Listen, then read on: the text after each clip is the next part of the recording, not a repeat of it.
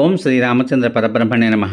భగవద్బంధువులందరకు హృదయపూర్వక నమస్కారాలు. ఓం శ్రీ రామచంద్ర పరబ్రహ్మణే నమః. ఆపదామపహర్తారం దాతారం సర్వసంపదాం లోకాభిరామం శ్రీరామం భూయో భూయో నమామ్యహం. ఓం శ్రీ రామచంద్ర పరబ్రహ్మణే నమః. శ్రీ వాల్మీకి రామాయణం 3వ కాండము అరణ్యకాండము 23వ సర్గయందలి గల 1వ శ్లోకం నుంచి 35వ శ్లోకం వరకు గల అన్ని శ్లోకముల యొక్క వచన భావసారాన్ని ఖరుడు భయంకరములైన శకునములను లెక్క చేయక రాముని ఆశ్రమము వైపు వెళ్ళుట అనే కథగా విందాం. బయలుదేరిన భయంకరమైన ఆ సైన్యం మీద గాడిద రంగులో ఉన్న వ్యాకులమైన మహామేఘం అమంగళకరమైన రక్తాన్ని వర్షించింది. ఖరుని రథానికి కట్టిన మహావేగం గల గుర్రాలు రాజవీధిలో పువ్వులు చల్లిన సమప్రదేశములో కూడా హఠాత్తుగా తొట్టుపడ్డాయి. సూర్యుని చుట్టూ నల్లనిది రక్తం వంటి రంగుగల అంచులు గలది అయిన అలాత చక్రముతో అనగా కొరివిని వేగంగా త్రిప్పుటచే ఏర్పడిన చక్రంతో సమానమైన గూడు కట్టింది. అంతలో పెద్ద శరీరం గల భయంకరమైన ఒక గ్రద్దపైకి ఎగరవేయబడిన ధ్వజం వచ్చి దాని బంగారు దండమును ఆక్రమించి నిలిచింది. పరుషమైన ధ్వనులు గల మాంసాహారులైన మృగములు పక్షులు జనస్థానము సమీపమునందు గుమిగూడి అనేక విధములైన విపరీత ధ్వనులు చేశాయి. భయంకరాలు గొప్ప ధ్వని కలవి అయిన నక్కలు మంటలు రేగుతున్న దిక్కువైపు చేరి భయంకరంగా అరుస్తూ రాక్షసులకు అమంగళం రానున్నది అని సూచించాయి. బలద్దలైన పర్వతముల వలె ఉన్న భయంకరములైన మేఘములు అప్పుడు రక్తం వంటి జలంతో నిండినవై ఆకాశాన్ని అవకాశం లేని దానినిగా అంటే ఖాళీ ప్రదేశంగా చేసేశాయి. రోమాంచం కలిగించే భయంకరమైన చీకటి చాలా దట్టంగా వ్యాపించింది. దిక్కులు గాని విదిక్కులు గాని స్పష్టంగా ప్రకాశించలేదు. కాలం కాని కాలంలో రక్తం వలె ఎర్రనైన సంఖ్య ఏర్పడింది.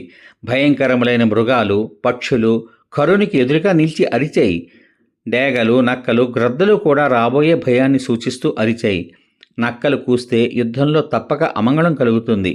వాటి దృష్టాంతం చాలా భయంకరంగా ఉంటుంది.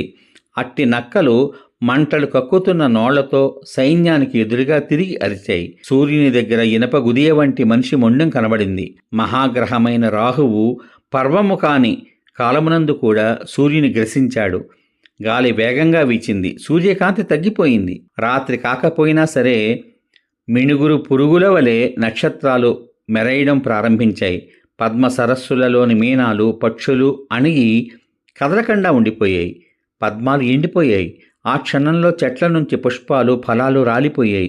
చూసేవారికి భయం కలిగించే ఉల్కలు అనగా అగ్నిపిండములు ఉరుములతో కింద పడ్డాయి. పర్వతములతోనూ చిన్న అడవులతోనూ పెద్ద అరణ్యములతోనూ సహా భూమి అంతా కంపించింది. రథముపై కూర్చుండి గర్జిస్తున్న బుద్ధిమంతుడైన ఆ ఖరుని ఎడమ భుజం అదిరింది. నలుమూలలా చూస్తున్నప్పుడు అతని కళ్ళు కన్నీళ్లతో నిండాయి. నుదుటిపై నొప్పి కలిగింది. అయినను అతడు అజ్ఞానవశం చేత వెనక్కి మరలి వెళ్ళలేదు. అప్పుడు కనబడిన భయంకరములైన ఆ మహోత్పాతములను చూసి నవ్వుతూ ఖరుడు ఆ రాక్షసులందరితో ఈ విధంగా పలికాడు. చూడ్డానికి భయంకరంగా ఉన్న గొప్ప ఉత్పాతాలు కనబడుతున్నాయి. కానీ నేను మహాపరాక్రమశాలిని అవడం చేత బలవంతుడు దుర్బలులను లెక్క చేయనట్లు వీటన్నిటినీ లెక్క చెయ్యను. నేను తీక్షణములైన బాణములతో నక్షత్రాలను కూడా ఆకాశం నుంచి రాల్చివేయగలను. కోపిస్తే మృత్యుదేవతకు కూడా మృత్యువు కల్పించగలను. బలంచేత గర్వించిన రాముణ్ణి అతని సోదరుడైన లక్ష్మణుణ్ణి తీక్షణములైన బాణములతో చంపకుండా తిరిగి రావడానికి అంగీకరించను. నా సోదరి అయిన ఏ శూర్పణఖ విషయంలో రాముడు లక్ష్మణుడు చెడ్డగా ప్రవర్తించారో అట్టి నా సోదరి వాళ్ళ రక్తం త్రాగి తన కోరిక తీర్చుకొనుగాక. నేనెన్నడూ యుద్ధంలో పరాజయం పొందలేదు. ఇది మీకందరికీ తెలిసిన విషయమే కదా. నేను అసత్యం చెప్పడం లేదు. నేను కోపిస్తే మదించిన ఐరావతం మీద ఎక్కి సంచరించే వజ్రాయుధధారి అయిన దేవేంద్రుని కూడా యుద్ధంలో సంహరించగలను. ఈ క్షుద్ర మానవ మాత్రుల విషయం చెప్పాలా అన్నాడు. మృత్యుపాసం చేత బంధింపబడిన ఆ మహాసేన ఆ రాక్షసుని గర్జితం విని గొప్ప సంతోషాన్ని పొందాయి. ఆ యుద్ధం చూడవలెను అనే అభిలాషతో మహాత్ములైన ఋషులు దేవతలు గంధర్వులు సిద్ధులు చారణులు కలిసి వచ్చారు. పుణ్యాత్ములైన వారందరూ ఒక చోట చేరి ఒకరితో ఒకరు కలిసి గోవులకు బ్రాహ్మణులకు సకల జనులకు అన్ని విధములైన క్షేమము అగుగాక అని అనుకున్నారు. చక్రాన్ని ధరించిన మహావిష్ణువు యుద్ధంలో సమస్తమైన అసురులను జయించినట్లు రాముడి యుద్ధంలో పులస్త్యవంశీయులైన రాక్షసులను అందరినీ జయించుగాక. ఈ విధంగానూ ఇంకా అనేక ఇతర విషయాలను చెప్పుకుంటున్న మహర్షులు, విమానములపై ఉన్న దేవతలు, అధికమైన కుతూహలంతో ఆయుర్దాయం చెల్లిన ఆ రాక్షసుల సైన్యం వైపు చూశారు. భయంకరమైన సైన్యంతో కూడిన కరుడు రథానికి బయలుదేరగా అతన్ని చూసి ఇతరులైన రాక్షస నాయకులు కూడా బయలుదేరారు. సేనగామి, పృథుగ్రీవుడు, యజ్ఞశత్రువు, విహంగముడు, దుర్జయుడు, కరవీరాక్షుడు, పరుషుడు, కాలకార్ముకుడు, మేఘమాలి, మహామాలి, సర్పాస్యుడు, రుధిరాసనుడు అను మహాపరాక్రమవంతులైన 12 రాక్షసులు కర్ణుని చుట్టూ చేరి బయలుదేరారు. మహాకపాలి, స్థూలాక్షుడు, ప్రమాధి, త్రిశిరస్సు అను 4 సేనానాయకులు దూషణుని చుట్టూ చేరి వెళ్లారు. గొప్ప బలంగల ఆ రాక్షస వీరుల సేన యుద్ధమునందు ఆసక్తి గలదై భయంకరమైన వేగంతో చంద్రసూర్యులను సమీపించినట్లు అతి శీఘ్రంగా ఆ రాజపుత్రులను సమీపించారు. సమాప్తం. ఇంతవరకు మీరు శ్రీ వాల్మీకి రామాయణం 3వ కాండము అరణ్యకాండము నందలి 23వ సర్గ యందలి 1వ శ్లోకం నుంచి 35వ శ్లోకం వరకు గల అన్ని శ్లోకముల యొక్క వచన భావసారాన్ని కరుడు భయంకరములైన శకునములను లెక్క చేయక రాముని ఆశ్రమము వైపు వెళ్ళుట అనే కథగా విన్నారు.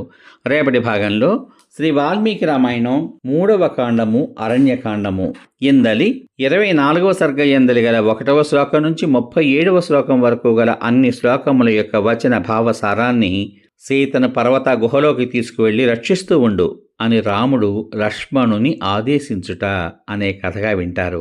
ఓం శ్రీ రామచంద్ర పరబ్రహ్మణే నమః. శ్రీరామ రామ రామేతి రమే రామే మనోరమే సహస్రనామ తత్తుల్యం రామనామ వరాననే. ఓం శ్రీ రామచంద్ర పరబ్రహ్మణే నమః. సర్వే జనా సుఖినో భవంతు. శుభమస్తు. స్వస్తి.